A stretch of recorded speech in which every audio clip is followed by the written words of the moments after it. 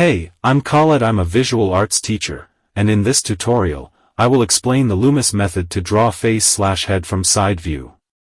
I know that you are a little impatient to be able to draw portraits perfectly, but don't worry, I am here in this channel to help you move forward and progress. But if you are passionate and you are well motivated to spend hours and hours practicing to understand and be able to draw heads correctly with the essential Loomis method. And so my goal with this tutorial is to make each step as easy to understand as possible and fill in the gaps. How to draw a face from the front view, Loomis method.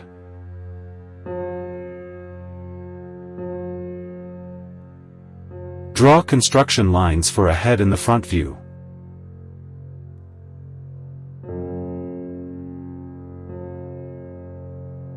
The first step is to draw a circle.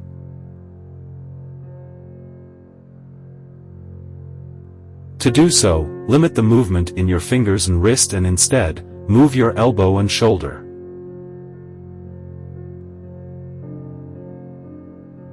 Just hover over your sketchbook, creating circular motions.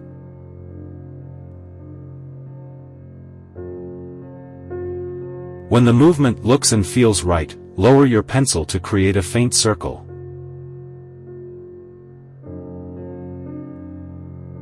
It may take a few tries, and that's perfectly normal.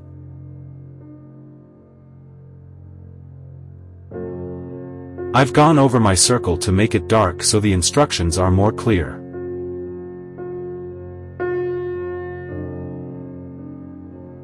But try to keep your construction lines very light.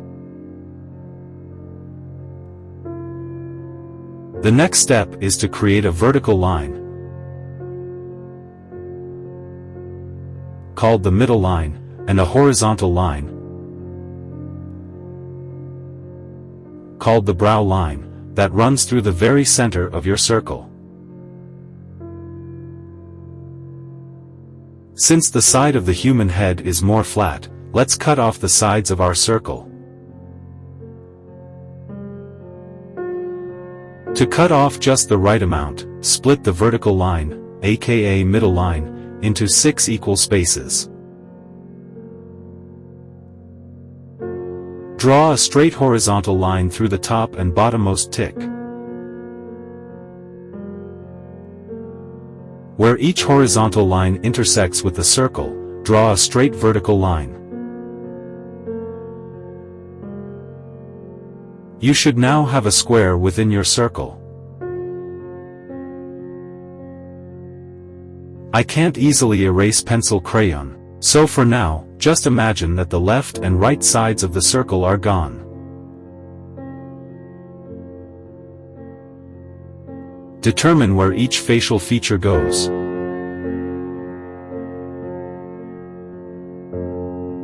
Extend the middle line down so we can mark where all his facial features go. We already know where the eyebrows are going to go, so next, we'll need to figure out the placement of the hairline, nose, and chin. In the process of cutting off the sides of our circle, we've actually created the hairline and nose line already. For an average male face, all of these features will be spaced evenly apart, so to find the boundary of the chin, take a measurement from hair to brow or brow to nose to find the distance between the nose and chin.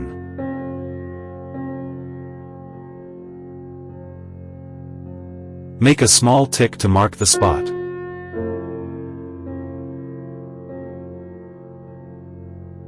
Now we have 4 horizontal feature lines that are spaced evenly apart.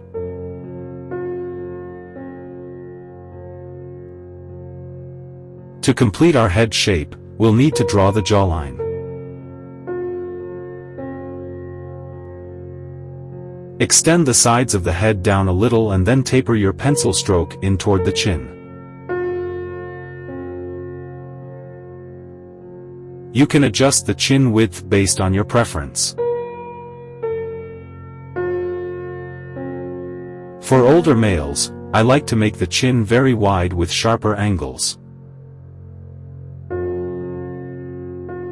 For a younger male with softer features, I like to draw the chin more narrow and smooth out the corners. Now we have a complete head shape. But there are two more feature lines to draw, the eye line and lip line. The eye line is located about 1/3 of the way down from brow to nose. And then, between the nose and chin, there's the lip line. It looks like it's halfway between the nose and chin, but it's actually just a little closer to the nose.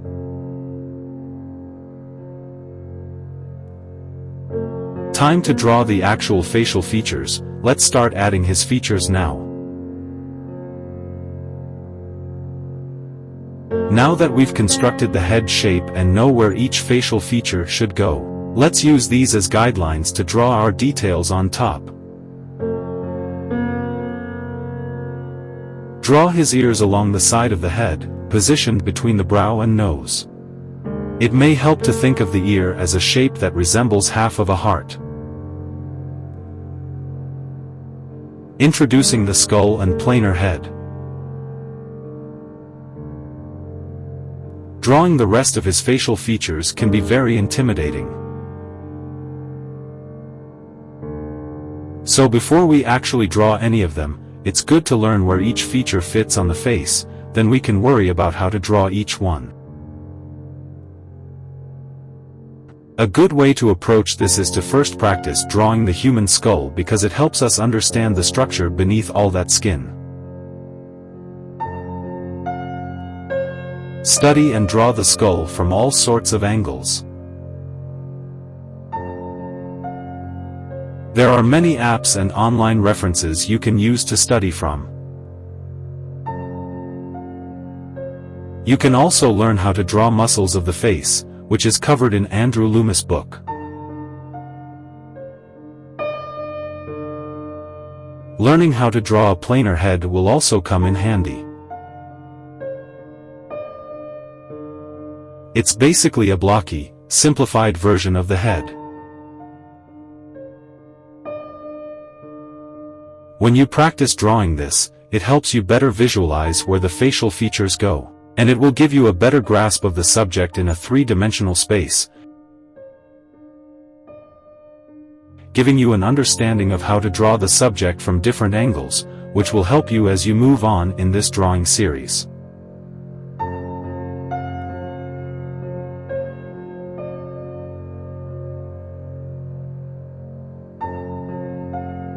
It takes some time to learn this, but if you put in the time, your drawing skills will level up dramatically. You can go right ahead and actually draw the planar head over your drawing very lightly to block out the different sections from one another. There are many ways to draw a planar head, as you can tell from a quick Google search. The Loomis one is a little different from what I'm doing now. I like to lightly sketch just the face section and ignore the rest of the head, but when you're practicing it's probably a good idea to draw the whole planar head. I'll walk you through the specific placement of each facial feature as I draw them.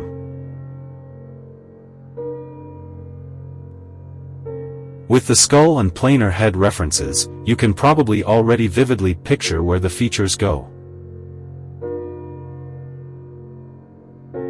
Along the brow line, let's draw his eyebrows. Slant them up at the ends.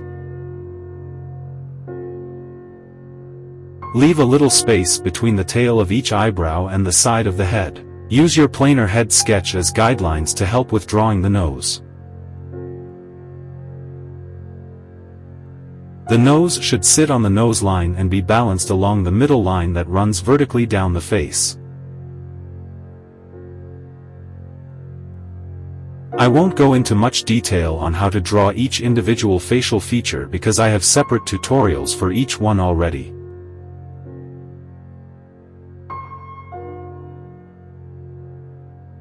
Click here to find all my free facial feature tutorials. To place the eyes, draw a vertical line from the wing of the nose all the way up to the eye line.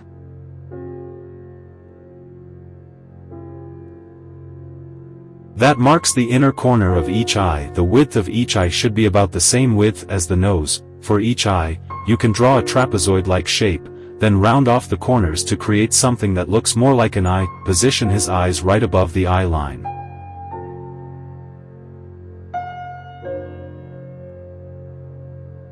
Add an eyelid crease above each eye. It's just a line that roughly follows the eye shape. To draw the lips, I'm going to use a different method from Andrew Loomis.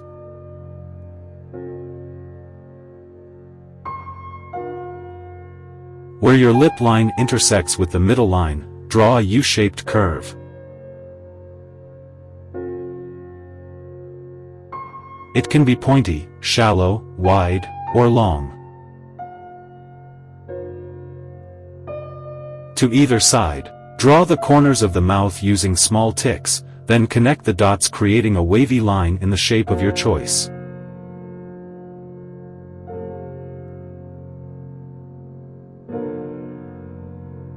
Draw the outline for his top lip, creating an M-like shape.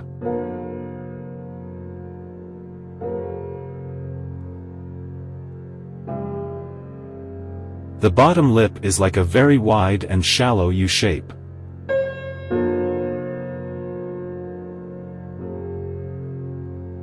How wide should the mouth be? It's up to you, but I like to draw it a little wider than the nose.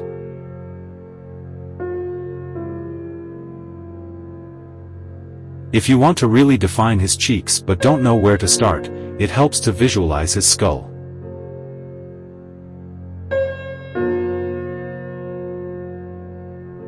Also, knowing where the cheekbones end will help you understand which areas you can hollow out.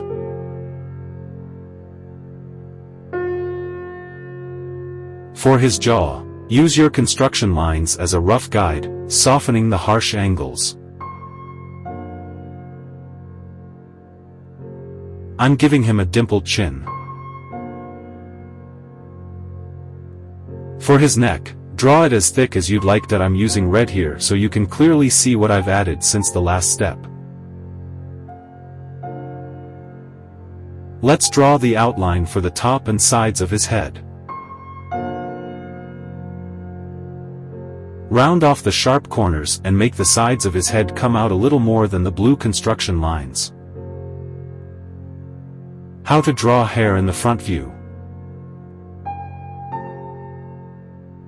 To draw his hair, you can use the hairline as a reference point, which will give him a medium-sized forehead. Draw above or below the hairline to give him a larger or smaller forehead.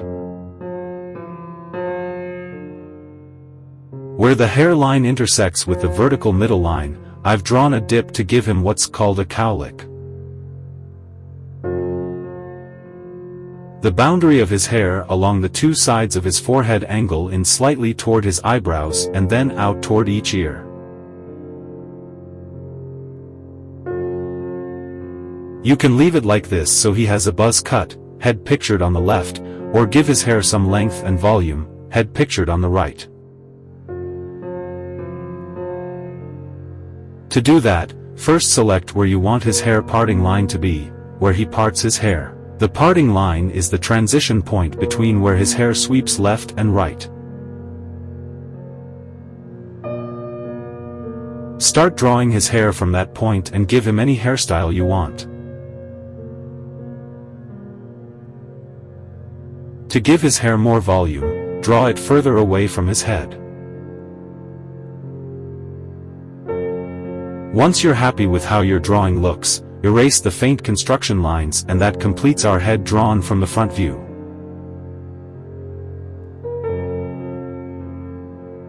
We're going to use the exact same method to draw the last 3 heads in part 2 to 4 of this series, so you're going to see the same patterns come up over and over again, but from different angles. I hope you enjoyed this drawing tutorial.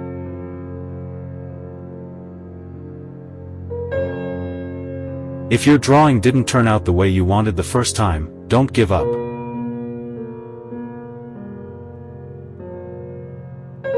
It takes some practice and some patience.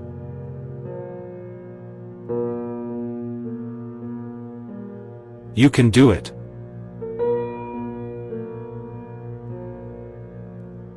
Use the links below to navigate through the rest of the tutorials in this series on drawing faces from any angle using the Loomis method.